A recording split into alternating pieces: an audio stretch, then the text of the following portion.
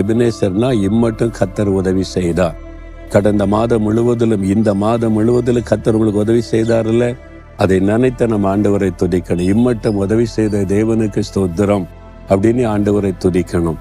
நீங்க இந்த மாதத்துல 1ஆம் தேதியிலிருந்து நடந்த சம்பவத்தை ஒரு பேப்பர் எடுத்து எழுதி பாருங்களேன். 1ஆம் தேதி என்ன நடந்துச்சு, 2ஆம் தேதி என்ன நடந்துச்சு, எதுக்காக ஜெபிச்சேன், எப்படி ஆண்டவர் பதில் கொடுத்தா, என்னைக்கு அதை திரும்பி பார்ப்பீங்களா? அதனால தான் நான் சொல்றேன், நீங்க ஒரு ப்ரேயர் டைரி வச்சிருக்கணும். எல்லாமே எழுதி எழுதி எழுதி ஜெபிக்கணும். அப்போ ஆண்டவர் ஜெபத்துக்கு எப்படி பதில் கொடுத்தார், என்னென்ன அற்புதம் செய்தான்னு நமக்கு தெரியும். எனக்கு அந்த பழக்கம் உண்டு. அப்படி எழுதி எழுதி வச்சு ஜெபிக்கும் போது நான் திரும்பி பார்த்தா என் ஜெபத்துக்கெல்லாம் ஒரு பதில் தந்திருக்கிறாரு. நான் பயந்த காரியத்தெல்லாம் மாற்றி இருக்கிறார், இவ்வளவு அற்புதம் செய்திருக்கிறார்.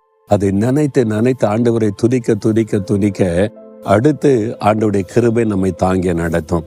இம்மட்டும் உதவி செய்த தேவனுக்கு ஸ்தோத்திரம் அப்படின்னு ஆண்டவரை துதிக்கிறீங்களா? உங்க குடும்பத்துல அற்புதம் செய்திருக்கிறார், பிள்ளைகள் காரியத்துல அற்புதம் செய்திருக்கிறார், வேலை காரியம் பிசினஸ் காரியம் எல்லாத்திலும் அற்புதம் செய்திருக்கிறார். நீங்க பயந்த காரியத்துல உங்களுக்கு ஜெயம் கொடுத்திருக்கிறார். யோசித்து பாருங்க, ஆண்டவரை துதிக்கணும்ல.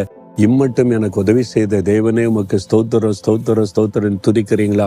நீங்க நன்றி உள்ளவர்களா துதிக்க துதிக்க வருகிற நாட்கள்ல இதிலும் பெரிய காரியத்தை கர்த்தர் செய்வார். ஆண்டவரை துதிக்கிறீங்களா? இம்மட்டும் உதவி செய்த தேவனே உமக்கு ஸ்தோத்திரம். எனக்கு என் குடும்பத்துக்கு நீங்க செய்த உதவிகள் ஏராளம், உமக்கு நன்றி. என் தனிப்பட்ட வாழ்க்கையில உதவி செய்தீங்க, குடும்பத்துல, வேலையில, பிசினஸ்ல, ஊழியத்துல எல்லாத்திலும் எனக்கு உதவி செய்தீங்க, ஜெயம் கொடுத்தீங்க, ஜெபத்துக்கு பதில் கொடுத்தீங்க, நன்றி.